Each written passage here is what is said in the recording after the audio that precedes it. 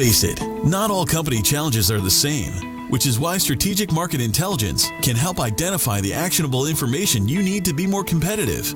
Gain a better understanding of your brand, competition, best prospects, or new product opportunities to generate greater revenues in 2015. Call 949-357-9547 or visit www.strategicmarketintelligence.com.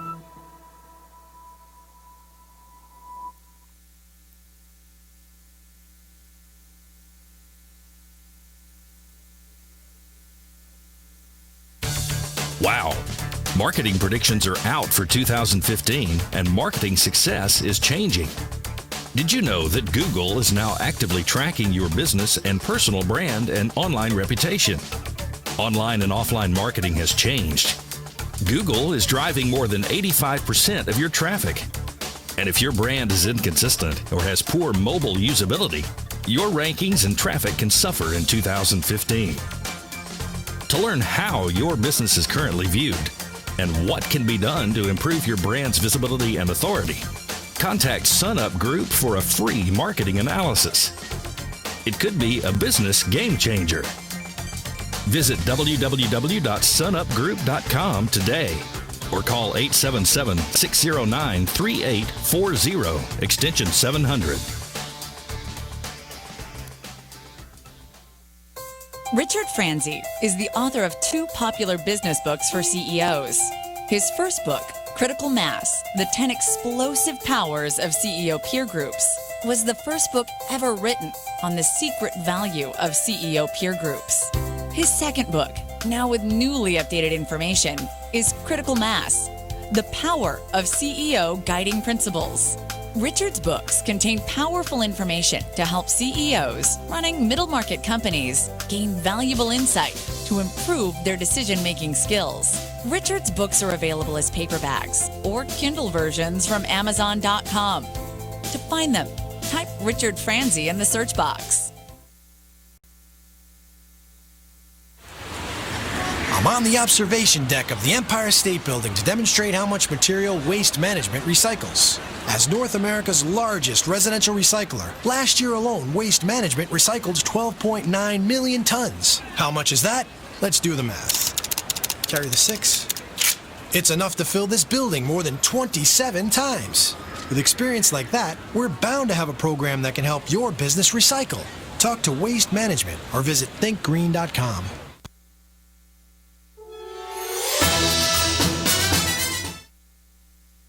You are listening to the Critical Mass Radio Show, Orange County's business talk show, focused on exploring topics of interest to CEOs who are leading middle market companies.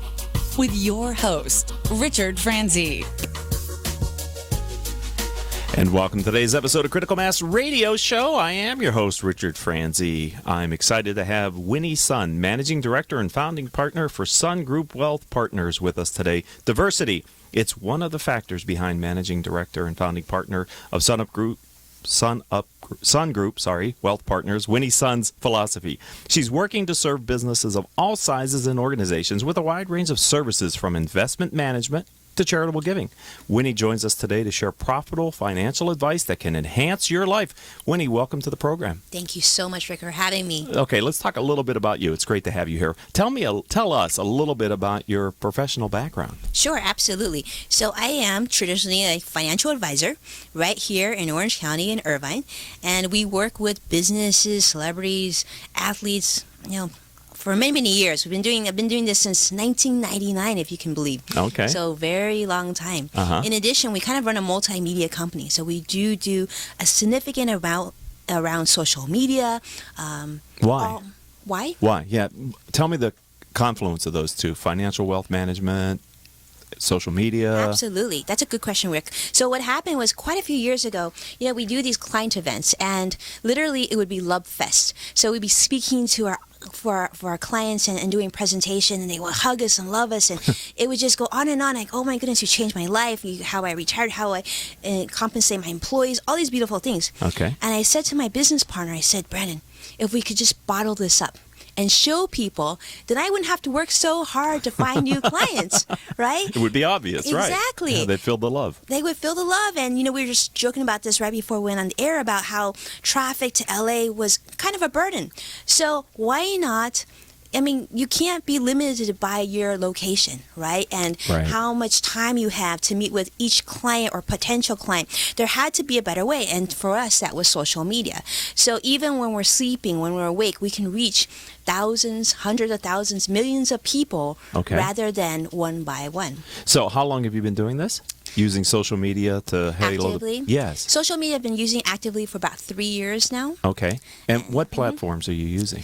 Primarily the 3. We're in a very strict industry. Yes, the you financial are. industry. Yes. So really our babies are Twitter, Facebook, and LinkedIn. And how did you pick? You don't mind talking a little bit about your social media, do you? Absolutely. Okay. Anything you want to talk about. We're talking with Winnie Sun. She is managing director and founding partner for Sun Group Wealth Partners. How did you pick those 3?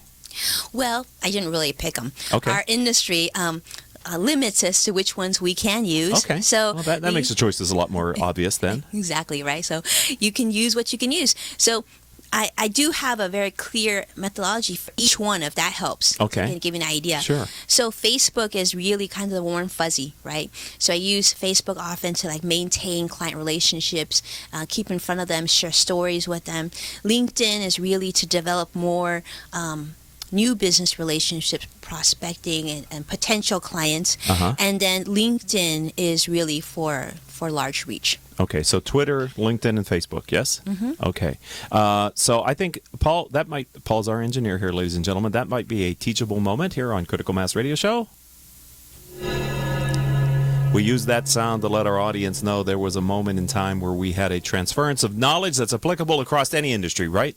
Winnie, I mean, you don't have to be in wealth management to use those social platforms to extend your reach. You could be in a variety of different industries, right? That's right. CEO, leader of any company, really. Absolutely. Especially a lower middle market company who can reach their audience and their prospects so much more effectively through the use of social media tools. Absolutely. So what have you found in the 3 years that you've embraced this?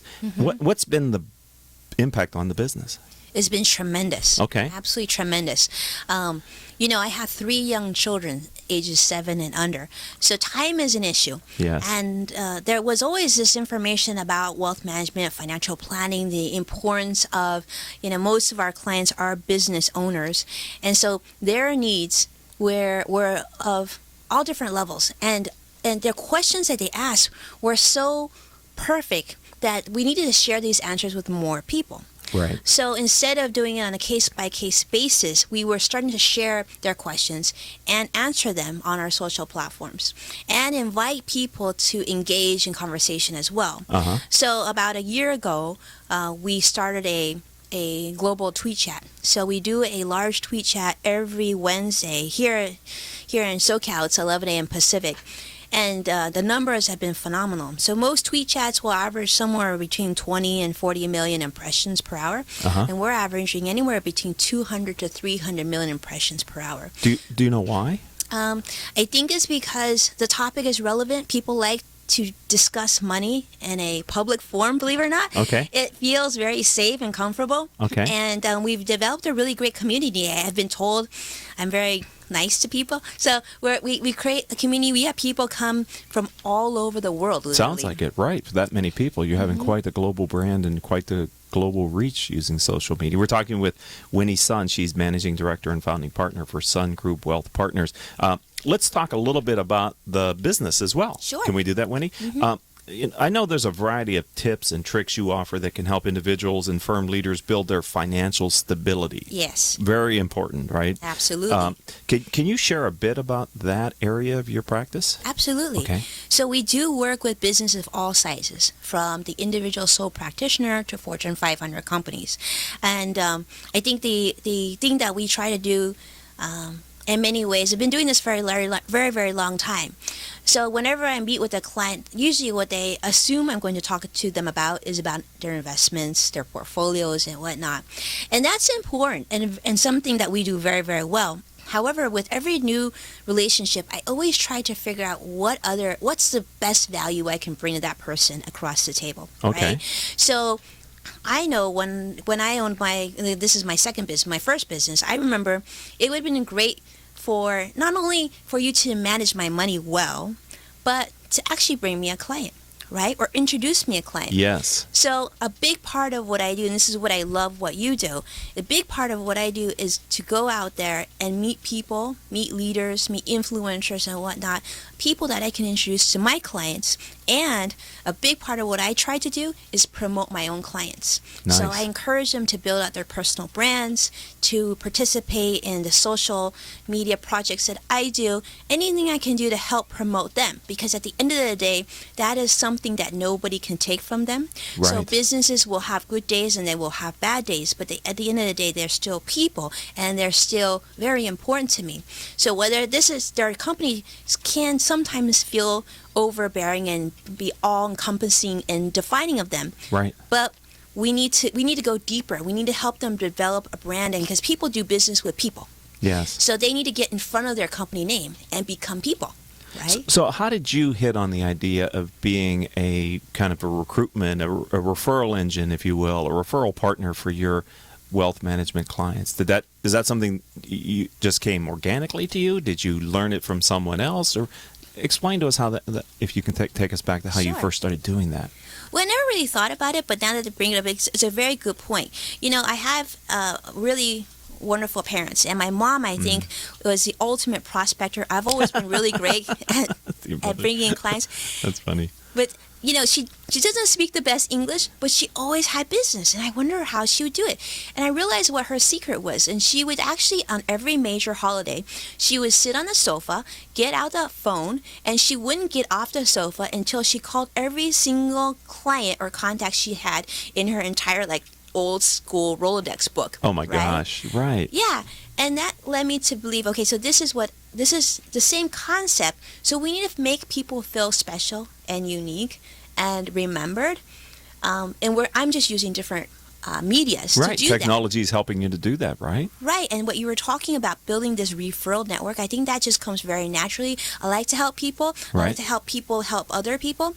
And I've always been told I have this golden Rolodex. Well, you can't just have a Rolodex and not do anything with it. You have to help the people who are good to you. Right. Right? So I figure the more I can support and help my clients in all facets of their financial wealth, then really they are no longer clients, they're just good friends. Right. Right. And the direct service that you provide to them is only a piece of the value proposition that you bring to them, right? And a lot of the value, and when I say the true value that I bring is things that you don't pay me for. Nice. All right. Boy, I wish we could ring the gong again, Paul. There you go. That's so awesome. 2 in the first segment. That is outstanding, Winnie. Woohoo. Yeah, baby. All right, we're going to have to take a short commercial break here on Critical Mass Radio Show. So if you're listening to us on the live stream on octalkradio.net, don't go anywhere because this is like less than 60 seconds. And if you're listening to us on iTunes or Stitcher or one of the other podcasting platforms, don't hit that skip ahead 30 seconds because this is valuable information. Why? Because it's a short discussion of one of the products or services that Rick Franzi and Critical Mass for Business offer. So please stay tuned. When we come back, I'm going to ask Winnie Sun to tell us about some of the common issues her clients come to her with. Okay? All right. Don't go anywhere, ladies and gentlemen. We'll be right back after this word from me. Richard Franzi is the author of 2 popular business books for CEOs. His first book, Critical Mass, The 10 Explosive Powers of CEO Peer Groups, was the first book ever written on the secret value of CEO peer groups. His second book, now with newly updated information, is Critical Mass, The Power of CEO Guiding Principles. Richard's books contain powerful information to help CEOs running middle market companies gain valuable insight to improve their decision-making skills. Richard's books are available as paperbacks or Kindle versions from Amazon.com. To find them, type Richard Franzi in the search box. And welcome back to this edition of Critical Mass Radio Show. I am your host, Richard Franzi. All of our shows can be heard live anytime here on octalkradio.net as long as it's 4 to 5 p.m. on Tuesday afternoon, or as a podcast on iTunes, Stitcher, Spreaker.com, several hundred former guest websites whose CEOs have appeared on our show. Since we started our show in 2009, we've reached several 100,000 listeners with our live stream and our podcast. Simply type in Critical Mass Radio Show in your favorite podcasting software to find our weekly program. before the break, Winnie, I said I was going to ask you to talk a little bit about some of the common issues that clients come to your office and ask you to help them with. Good question. Well, most of my clients are business owners or executives at major television studios and whatnot. And I think the most common thing with my clients is they are extremely busy being what they are so good at being, which is brilliant. And so that doesn't necessarily always transcend to money. So they need someone that can handle their money the way they would handle it if they had the time. So someone they trust who will check every nickel and dime for them and make sure nobody takes advantage of them. And that's really my role. I become an extension of them. It's such a personal thing, too, right? People's relationship with their money and with their wealth. And to give that trust to someone else, I mean, that's really a high standard to be able to meet, Winnie. So it's a gift. It speaks a lot to your brand and what you've been able to do for your clients. I know. I've been very, very grateful. Some of the most well names here in Southern California trust us, so very grateful. Outstanding. All right. Tell me a little bit. Can you think of a time in your professional career where you had a plan to achieve a goal, and when you put energy behind that plan, a different outcome came? Maybe it was better than you had expected, or maybe it was just different. And if you can think of a time when that happened in your professional life, would you share it with our audience? Absolutely, Rick. I think this is something that you and I just talked about at break, which I love. And you said, I love to learn. And I'm with you on that. I feel like every opportunity will yield something. And Wing Lam, actually a very good friend of mine, who CEO of Wahoo's Fish Tacos, told me, he says, Winnie, I'll do any event. I'll go speak at anything. I'll go participate in anything as long as I enjoy my time. And I'm like, I completely agree with him 1,000%. If it's something that I know I'll have fun at, and I will do it. So there's so many times where, I'll appear on CNBC or I'll go on Fox Business and I'll think that they're going to talk to me about this or we're going to do that. And we go a complete different direction. And people would say, so they threw you a curveball. Like, how did it feel? Were you stressed out? And I'm like, no, because it just gives you a whole new dimension. It keeps you on your game. I remember the first time I was on CNBC and he said, you got to work on your speaking. Like, yes, I got to work on my speaking. But, I think absolutely, as business owners, as people who work with other people, the beautiful thing about it is we learn and we get better. Right. But then to be open to learn and open yourself out and check the ego at the door and just go have fun. You mentioned Wing Lam. He was our 1,000th interview here on Critical Mass Radio Show. And we did a live event at the Center Club, which is very close to here in Costa Mesa, California. We had 100 and some people show up for basically what was a 20-minute interview between Wing and I. Totally worth it. Yeah, obviously. He's my bud. Yeah, he was great. And he had been on my show before, and of all the guests, I thought that's the guy that I wanted to kind of carry that. And he said something after it was over, which just stays with me today. He said, "Share the knowledge, Rick."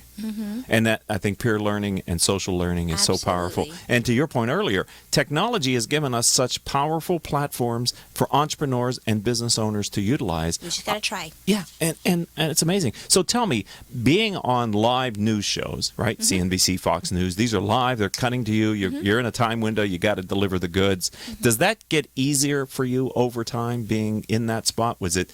Are you much more comfortable now? Absolutely. It took a long time. It took a lot of practice. So initially when I first started, I definitely stumbled. I didn't realize this at the time. I've been born and raised in Los Angeles in California, and it was the first time that I realized I had a Chinglish accent.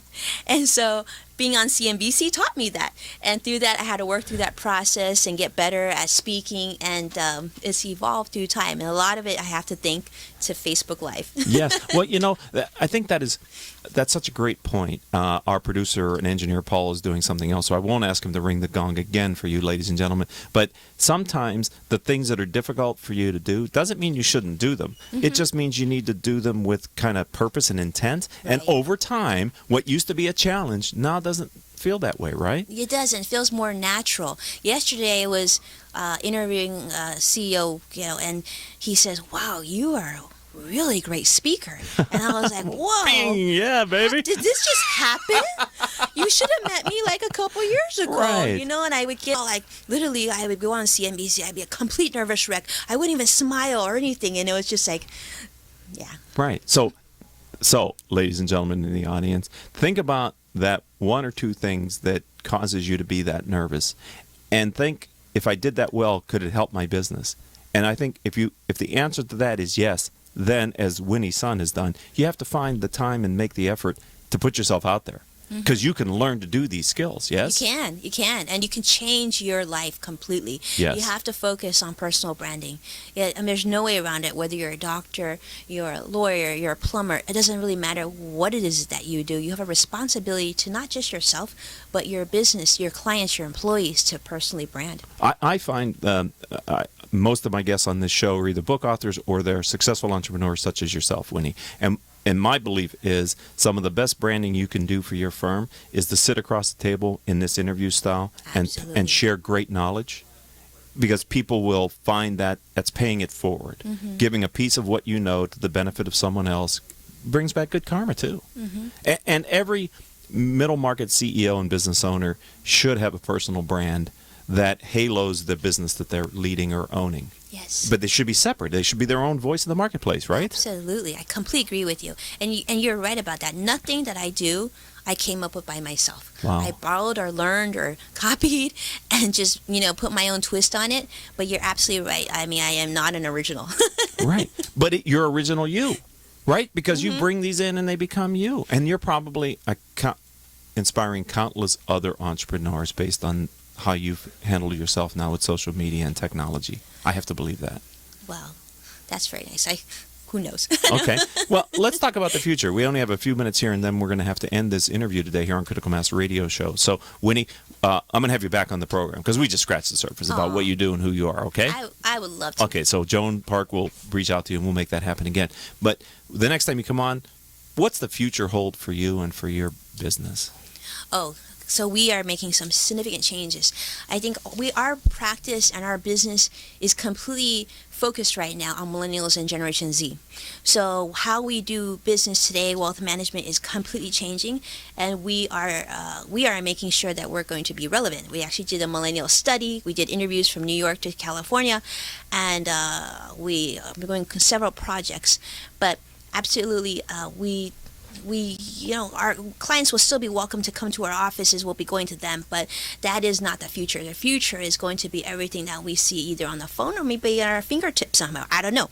But I think that we are using and practicing and really being students to everything that's new. Instagram, Snapchat, any new technology that we technically can't use yet, but we are actually going to learn how to, so that when the time comes that we can, we'll be ready. Yes, because the beauty of social media is it's not a static platform. There are technology evolutions, new platforms coming, and you given a chance to figure out if they are appropriate for your business or not, right? Yeah, and now we're doing, thanks to Curtis here, we're doing vlogging, which is really fun, and we're going to do all sorts and give people lots of inside access to people like myself and what we do. So we are no longer your grandpa's financial advisor. There you go. Not that there was anything wrong with grandpa's. Wrong with no, that. for the time. That person was cool too. Exactly. But it's a new age, isn't it, Winnie? That's right. So if someone wants to learn more about you and your practice, where would you suggest they go online to find that information?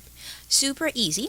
You can go to Winnie, like Winnie the Pooh, Sun, like Sun in the Sky.com. It takes you right to our website. Or our main corporate site is Sun Group WP, which stands for Wealth Partners, or you can just Google Winnie Sun, and I'm actually pretty active. I also have a long-time column now on Forbes, which I write a lot of financial pieces that hopefully are somewhat relevant to you. But I'd love to hear from you. I do handle my own social media, so on Twitter it's Sun Group WP. Tweet me. Find me on Facebook, wherever, and I will respond to you. Winnie Sun, the time has just, flown by. I've really enjoyed this. This is our first chance to get together. We had not met each other before today. So I'd like you to come back, and maybe we'd focus on the work that you're doing with millennials and how businesses have to adapt to be relevant to the next generation. It would be an honor. Thank you for being a friend of the program. Welcome to the Critical Mass community, Winnie Sun. Thank you for being on the show today. Truly a gift. Thank you, Rick. I've totally enjoyed it. I'd like to thank our engineer for today. His name is Paul Roberts, and our producers are Joan Park, Crystal Nunley, and Haley Stern. If you'd like to learn more about the radio show podcast that we do here, or the firm that I lead with the CEO peer groups in Southern California, visit my website, criticalmass4business.com. And until the next show, I hope all of your business decisions will move your company in a positive direction. You have been listening to Critical Mass Radio Show Business Talk Show, focused on exploring topics of interest to CEOs who are leading middle market companies. With your host, Richard Franzi.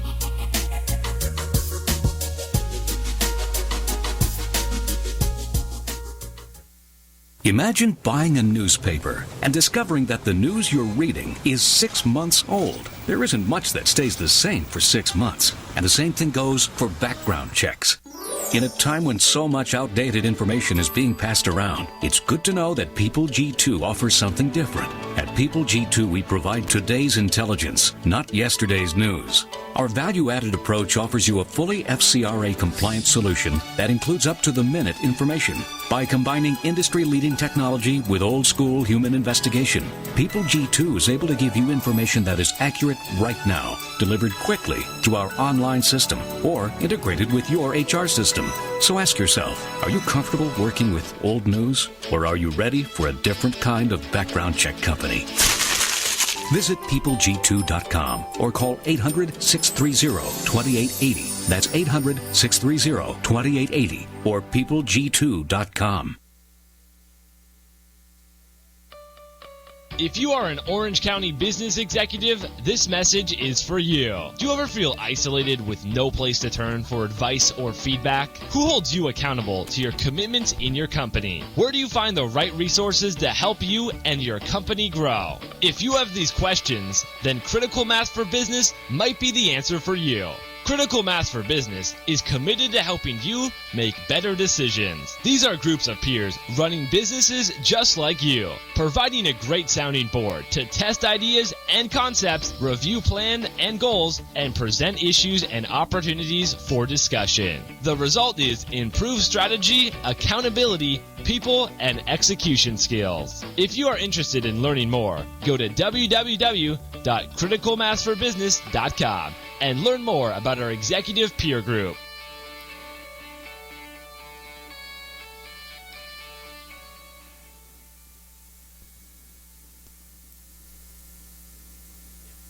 You are listening to the Critical Mass Radio Show, Orange County's business talk show, focused on exploring topics of interest to CEOs who are leading middle market companies.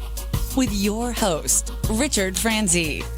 And welcome to this episode of Critical Mass Radio Show. I am your host, Richard Franzi. This is podcast episode 964.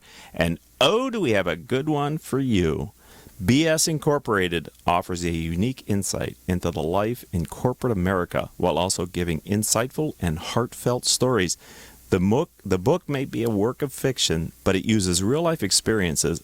And let me tell you, as I was reading this book, I felt like they were some of my experiences, frankly, and how people try to work through what corporate America sets them through.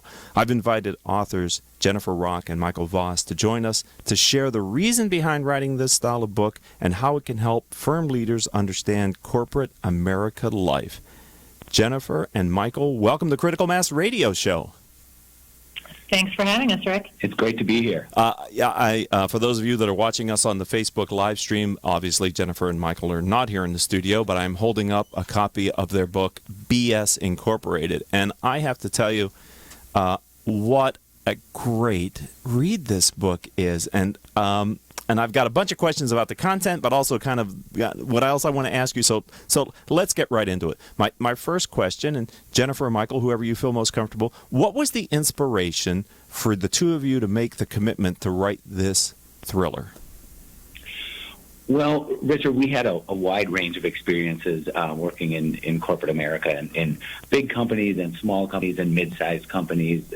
We experienced the typical highs and lows and some of the humor and humanity, but there really was one situation that inspired us to write the book. And we were sitting in an all-day meeting in a big company, and if you can imagine the scene, a large conference room with a huge table in the middle, and there's a couple of executives quarreling at one end, a handful of project managers playing Words with Friends on their phone, and the IT guy is snoozing in the corner, and we finally just made an excuse and escaped to a nearby bar patio, and we were trading all the stories of craziness that we've experienced. And at one point, I looked at Jennifer and said, everyone says they should write a book about the things they experience in corporate America. Why don't we do it? Why not us? And we pinky swore that after sobering up, we would do it. And 6 years later, here we are.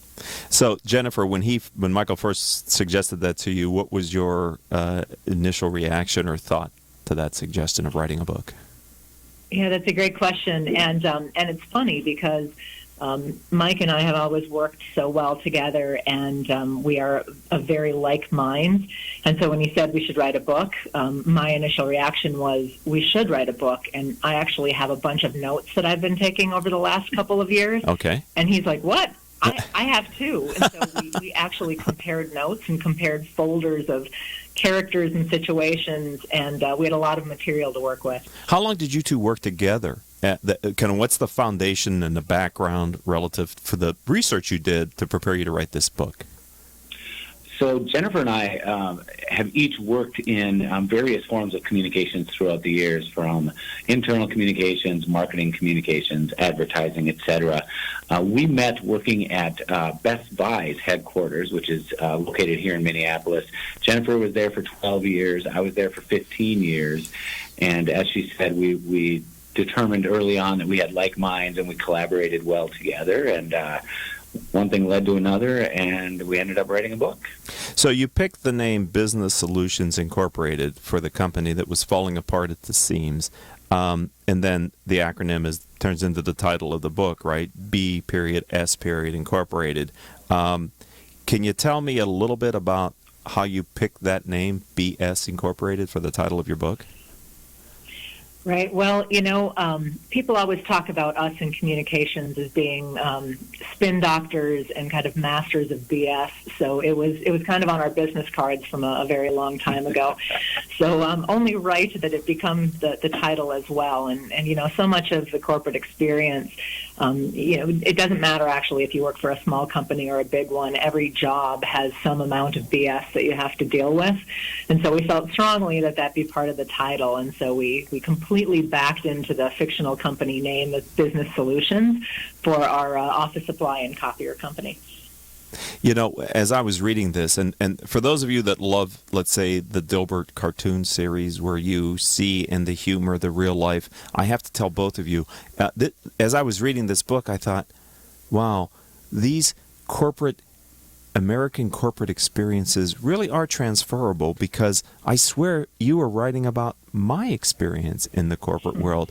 Do people who read your book, am I unique in that observation, or are you getting that type of feedback from others who are survivors of the corporate world?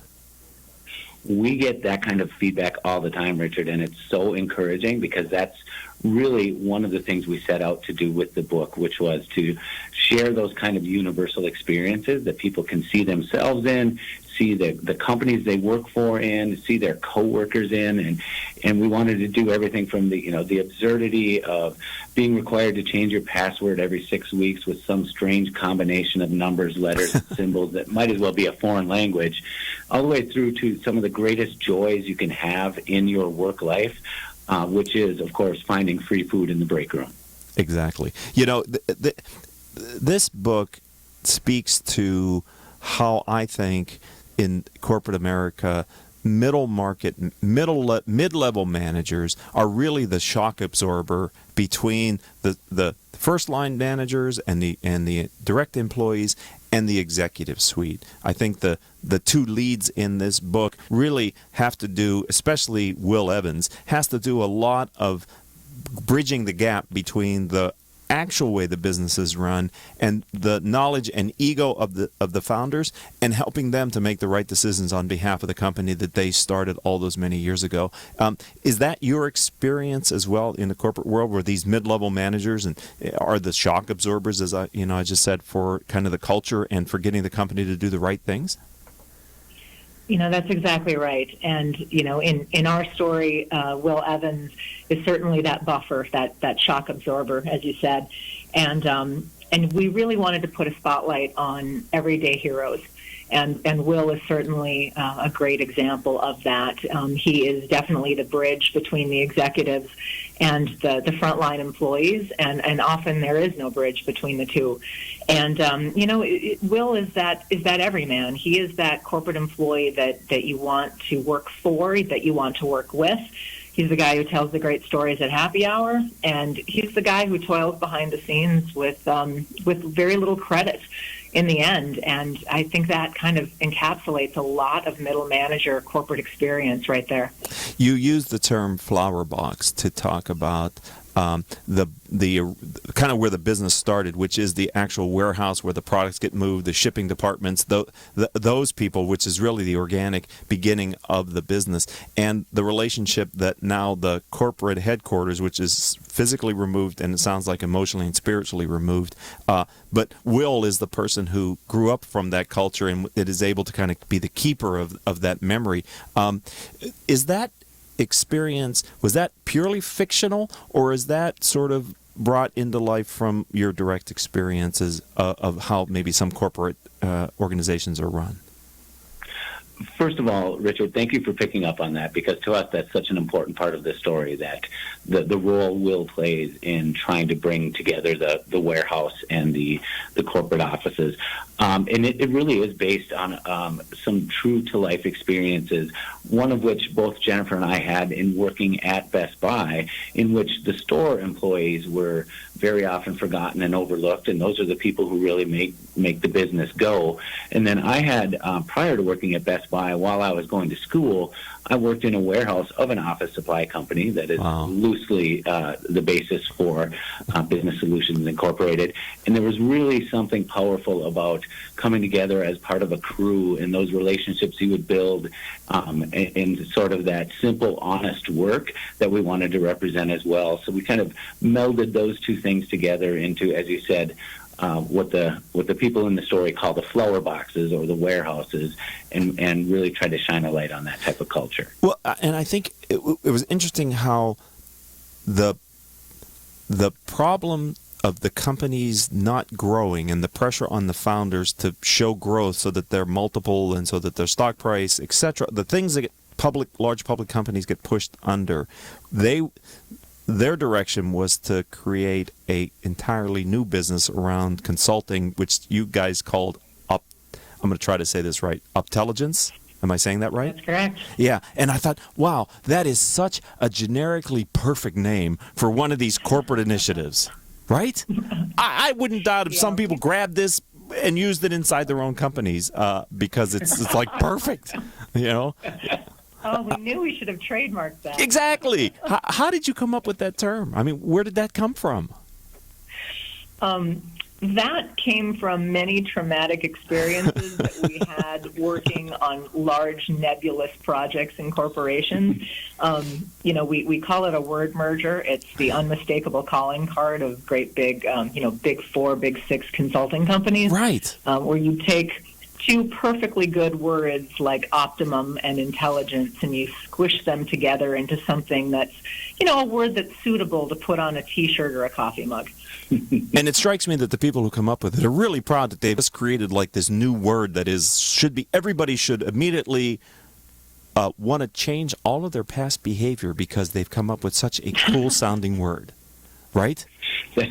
That's exactly right. As Jennifer said, stamp it on a coffee mug, stamp it on a fedora. Everything. Any sort of swag you can come up with, and there's just a belief that alone will change behavior and drive results. So I'm talking with Jennifer Rock and Michael Voss, and we're talking about their outstanding book, BS Incorporated. And for those of you that are watching on the live stream, I'm holding a copy of it up here. This is a page-turner, ladies and gentlemen. Let me tell you, I found myself looking forward to the next break time that I had to spend time reading this book and kind of going on the journey with Will. Frankly, he is the main character, it seems to me, in the book. Your treatment of consultants is not very it's harsh is too strong of a word.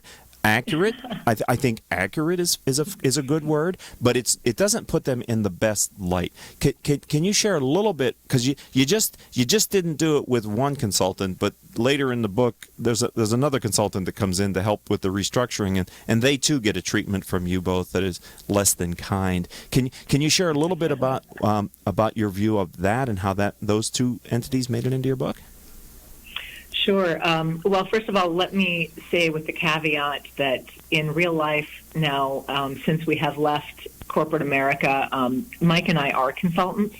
So let me be very clear that we are amongst that world, and we have no personal issues with consultants. We are some.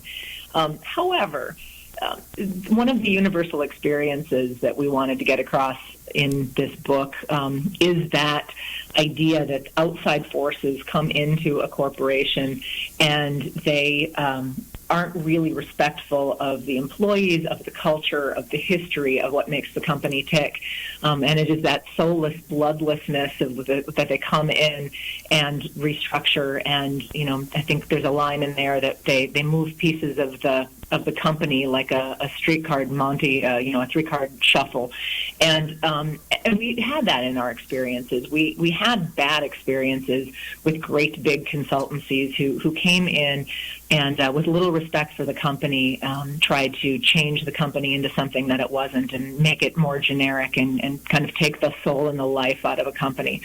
And that, again, is not every experience we've ever had with a consultancy, and it certainly isn't across the board, but it is one of those universal experiences that people who work for big corporations tend to share. I having worked in Fortune 500 and Fortune 100 corporations and having had some experience with outside consultants, it is interesting to me. I thought your portrayal was very accurate for how some of them can come in and totally disregard the culture and the foundation that made that company great because they believed they had a better way that the company had to change so much that almost reflecting on your past was sort of a disadvantage to future growth. And so I felt your treatment in the book on Centerpoint and the other consultants you write about can be very fair because there can almost become this emotional wave where if you're not marching to the tune, you could be put at peril or at risk within the company that you've worked for maybe a decade or longer. Am I accurate in kind of in my portrayal of what I retelling the story of what you wrote? That's entirely accurate. And the other thing that happens, Richard, is these consultancies aren't staffed with dumb people. I mean, they're intelligent people. They have a lot of experience, a lot of education, and not all of their ideas are bad. But as both you and Jennifer have pointed out, they want to execute their plans with such bloodless efficiency and disregard for what has come before that very often they begin to blind the top leadership of the company to their own history and their own people and some of the great ideas that can come from within. And we have a line in the book that in which Big Al, the warehouse guy from the flower box, is explaining to Will everything that has transpired in the company. And at one point he says, pretty soon, if you don't have a visitor's badge, it's like the CEOs can't hear you anymore. Wow. And that was our way of summing up exactly what you just said there. You talk about Big Al, and he is quite an interesting character. He assigns people that he likes within the company nicknames that have meaning deeper than the surface level, and it is really almost a rite of passage in the culture to be anointed with such a name. But you have so many interesting characters. Frankly, I was surprised and pleased that in this book you were able to make, whether it be Will, Big Al, Anna Reed, or some of the other characters, really feel like real people. How did you do that? Well, thank you, first of all. And these characters are certainly have been a labor of love for us. And, we never set out to write a tell-all of our experiences. We never set out to write a memoir. But we certainly, for these characters, took inspiration from real life. And we wanted to, put a spotlight on the good, the bad, and the ugly of some of the behaviors and the people that we've worked with over the years. None of those characters are wholesale taken from real life, but they are certainly inspired by a lot of really wonderful, smart people we've worked with over the years. Big Al in particular, and some of his very best qualities is taken from a CEO that we worked with for many years and had great respect for. And he did assign us all nicknames, and we are still called by them. And also, somebody like Jerry, one of our co-CEOs of our fictional company, he was an amalgam of different execs that we've worked with, and he's a good example of somebody we rolled a few characters that we knew in real life together because there's a lesson in Jerry. He's a rock star on the stage. He lives for the show. He can get employees fired up about anything. He's charismatic. He's charming.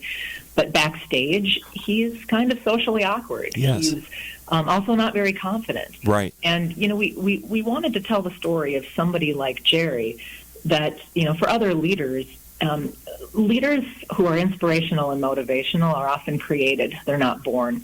And Jerry surrounds himself with smart people who give him good coaching. And there's a lesson in there. This book, I cannot recommend this book more highly than I do if you are either a student of corporate culture, a survivor of corporate culture, or someone who just enjoys a novel that is written with really a good story as well as well-developed characters. So I think it is rare, frankly, to find a business book like BS Incorporated by Jennifer Rock and Michael Voss that is thrilling to read, but yet feels somewhat biographical at the same time. So I really think you guys nailed it here. You introduce early a character from the outside, Anna Reed. And I love the way you kind of bring her in sort of almost, as this outsider who appears to be one thing, but through the book, you really do see layers to her. Was that planned, or did that kind of just organically happen as you were writing the book? Was that one of your original plans, was to bring her in in one way and reveal her in more detail throughout the book, or did that just happen during the writing process, guys? Our original plan with the character of Anna was definitely to bring her in as an outsider, because we wanted to contrast Will's experiences where he had been working for the company his entire career, and then what it's like for someone like Anna to jump onto this speeding train and try and figure out what's going on with this company that's moving so fast and everyone is speaking its own language. But the truth is, Richard, the multi-layered Anna evolved over time, over multiple rounds of edits to the entire manuscript. Some really good insight from some smart editors that we worked with that helped us really flesh her out more and make her start out to be a certain way, and really, as you said, just as you said, begin to see deeper layers and maybe more going on with Anna than first meets the eye. She comes in very confident in every way, from dress to attitude, to the way she commands the room, to her own internal self-talk. And one of the lessons that I learned from this, and I don't know if that was intended by you both or not, and tell me if it wasn't, but I took it away from that, is that even someone who historically is a rock star can be pushed off their game if they go into a culture that is so under stress that it even then undermines that individual's confidence. Like, they become a product of the environment that they're in. Is that a fair assessment of sort of Anna's character through the story? That's a brilliant assessment, actually. Anna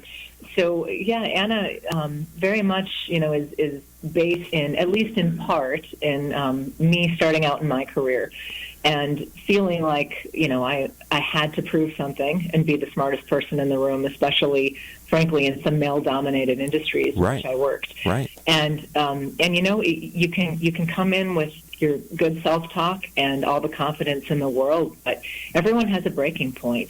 And, I think Anna would say that Business Solutions is a very insular organization, and at one point she describes Will as kind of rising up through that organization in kind of a safety cocoon, and she's had to fight for everything. And so it's a different environment, and she comes from a very different perspective than inside of that company. And so a very astute observation. Thank you for that. That it's everybody has their breaking point, and it's just it's a tough thing to be a new employee in such a stressful company. You're right, and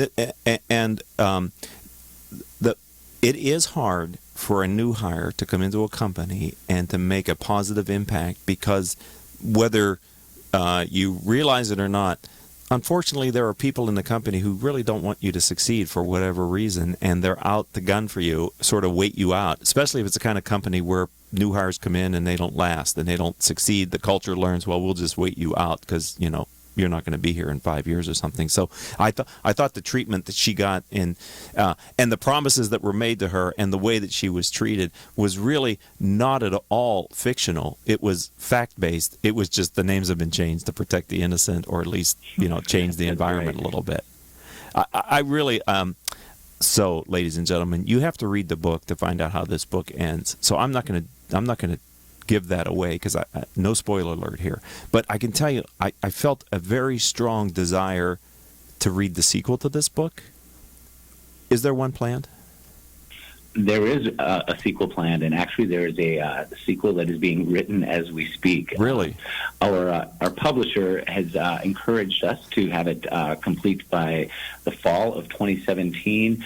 At the same time, we want to make sure we do the story justice and we don't rush anything out, so that there is a good chance that it'll be available in the spring of 2018, which might sound like a long ways off, but it's really just a little over a year from now. Will you provide me with a copy? We absolutely will provide you with a copy. Okay. We love how you've picked up on all the sub themes that we've layered into the story. So you will be the first on our list. Wow. I when I saw the picture on the back of the jacket and I saw the main characters, I thought, is this somewhat autobiographical, or is this, not somewhat autobiographical? And I'm getting a sense from this interview what the answer to that question might be. But I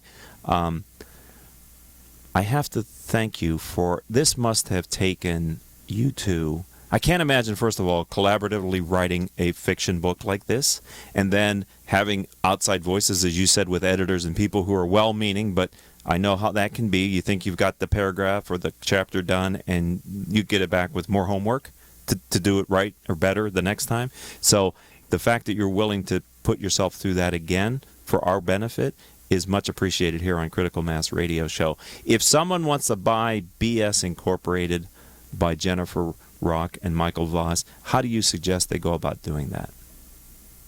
Well, the book is available on all online retailers such as Amazon, BarnesandNoble.com, iBooks, and you can get direct links to all of those places and exactly where the book is on our book website, which is rockandvossbooks.com.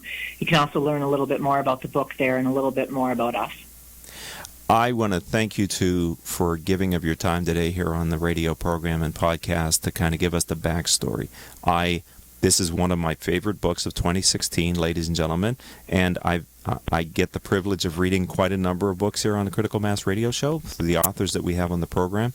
I can guarantee you, if you're a student of business and you like a well-written, well-developed character set with a good arc to the story, and if you've had any experience in the corporate world, you will feel these two people were in your business with you. Trust me. Thank you for being a friend of the program. Welcome to the Critical Mass community. Keep writing, and I can't wait to have you back on in the future. Oh, thank you so much for having us. It was a pleasure. Thank you. Yeah, you guys are great. This is a great book, ladies and gentlemen, and that's going to do it for this segment of Critical Mass Radio Show and Podcast. I'm going to thank our engineer for today, Paul Roberts. Our producers are Joan Park, Crystal Nunley, and Haley Stern. I'm your host, Richard Franzi. If you'd like to learn more about this radio show podcast or the firm that I lead and the CEO peer groups here in Southern California, then please visit my website, criticalmass4, business.com. And until our next show, I hope all of your business decisions will move your company in a positive direction. You have been listening to Critical Mass Radio Show Business Talk Show, focused on exploring topics of interest to CEOs who are leading middle market companies. With your host, Richard Franzi.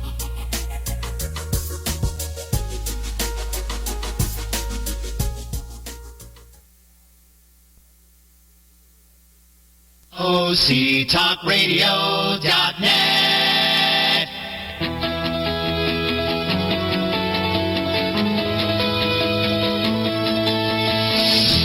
Welcome, everybody. It's time for a special edition here, a special show, which we call OC Spotlight, where we take a look at some of the topics in the news today and some of the people making news as well. We try and find the most amazing people doing the most incredible things right here in our own backyard, right here in Orange County. And today, we're going to take it a little broader.